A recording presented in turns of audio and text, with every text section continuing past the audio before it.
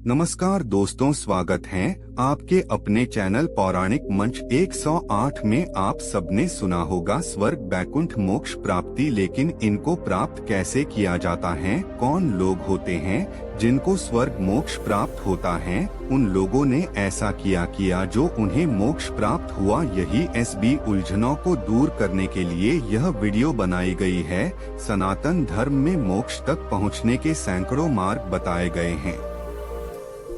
गीता में उन मार्गों को 4 मार्गों में समेटा है। प्रत्येक व्यक्ति किसी न किसी प्रकार की मुक्ति चाहता है। बंधनों से मुक्ति या दुखों से मुक्ति, जेल से मुक्ति या दवाखाने से मुक्ति, आर्थिक स्थिति परेशान से मुक्ति या दिमागी उलझनों से मुक्ति। आप मनुष्य बन गए इसीलिए क्योंकि आप किसी अन्य पशु या पक्षी के शरीर में होने से मुक्ति होना चाहते थे। मनुष्य होने का मतलब यह है कि आप पशु या पक्षी की योनि से मुक्त हैं। इस तरह मनुष्य से आगे भी जहां और है। संपूर्ण दुखों से छुटकारा पाकर देवत्व को प्राप्त करना। यदि आप मुक्ति नहीं चाहते हैं तो आपको दान, पुण्य, तीर्थ, क्रियाकर्म, श्राद्ध आदि सभी धार्मिक कार्य छोड़ देना चाहिए। भक्ति भी मुक्ति का एक मार्ग है। भक्ति भी कई प्रकार ही होती है। इसमें श्रवण, भजन, कीर्तन, नाम जपस्मरण, मंत्र जप, पाद सेवन, अर्चन, वंदन, दास्य, सख्य, पूजा, आरती, प्रार्थना आदि शामिल हैं। योग अर्थात मोक्ष के मार्ग की सीढ़ियां। पहली सीढ़ी यम, दूसरी नियम, तीसरी आसन मुद्रा, चौथी प्राणायाम क्रिया, पांचवी प्रत्याहार, छठी धारणा, सातवीं ध्यान और आठवीं अंतिम सीढ़ी समाधि अर्थात मोक्ष। ध्यान का अर्थ शरीर और मन की तंद्रा को तोड़कर होशपूर्ण हो जाना। ध्यान कई प्रकार से किया जाता है।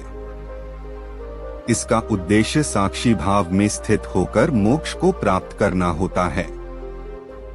ध्यान जैसे जैसे गहराता है, व्यक्ति साक्षी भाव में स्थित होने लगता है। तंत्र मोक्ष प्राप्ति का तांत्रिक मार्ग भी है। इसका अर्थ है कि किसी वस्तु को बलपूर्वक हासिल करना। तंत्र भोग से मोक्ष की ओर गमन है। इस मार्ग में कई तरह की साधनाओं का उल्लेख मिलता है। तंत्र मार्ग को वाम मार्ग भी कहते हैं। तंत्र को गलत अर्थों में नहीं लेना चाहिए। ज्ञान, साक्षी भाव द्वारा विशुद्ध आत्मा का ज्ञान प्राप्त करना ही ज्ञान मार्ग है। ईश्वर, ब्रह्मांड, जीवन, आत्मा, जन्म और मरण आदि के प्रश्नों से उपजे मानसिक द्वंद्व को एक तरफ रखकर निर्विचार को ही महत्व देंगे तो साक्षी भाव उत्पन्न होगा। वेद, उपनिषद और गीता के श्लोकों का अर्थ समझे बगैर यह संभव नहीं। कर्म और आचरण, कर्मों में कुशलता लाना सहज योग है।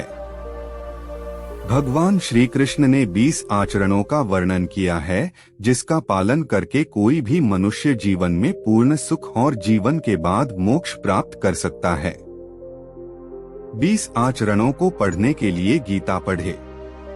भाग्यवादी नहीं कर्मवादी बने।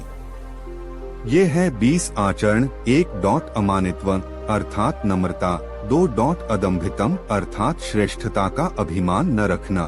3. अहिंसा अर्थात किसी जीव को पीड़ा न देना। 4. शांति अर्थात क्षमा भाव। 5. आर्जव अर्थात मन, वाणी एवं व्यवहार में सरलता।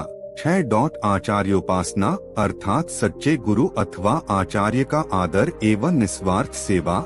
7. शौच अर्थात आंतरिक एवं बाह्य शुद्धता। 8. स्थैर्य अर्थात धर्म के मार्ग में सदा स्थिर रहना।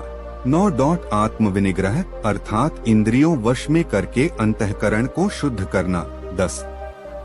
वैराग्य इंद्रियार्थ अर्थात लोक परलोक के संपूर्ण भोगों में आसक्ति न रखना। 11. अहंकारहीनता झूठे भौतिक उपलब्धियों का अहंकार न रखना। 12. दुख दोषानुदर्शनम अर्थात जन्म, मृत्यु, जरा और रोग आदि में दुख में दोषारोपण न करना। 13. असक्ति अर्थात सभी मनुष्यों से समान भाव रखना। 14. अनभिष्वंगश अर्थात सांसारिक रिश्तों एवं पदार्थों से मोह न रखना। 15. समचितः अर्थात सुख दुख लाभ हानि में समान भाव रखना। 16. अव्यभिचारिणी भक्ति अर्थात परमात्मा में अटूट भक्ति रखना एवं सभी जीवों में ब्रह्म के दर्शन करना। 17. विविक्त देश सेवित्वम अर्थात देश के प्रति समर्पण एवं त्याग का भाव रखना। 18. अर्तिर्जन संसदी अर्थात निरर्थक वार्तालाप अथवा विषयों में लिप्त न होना।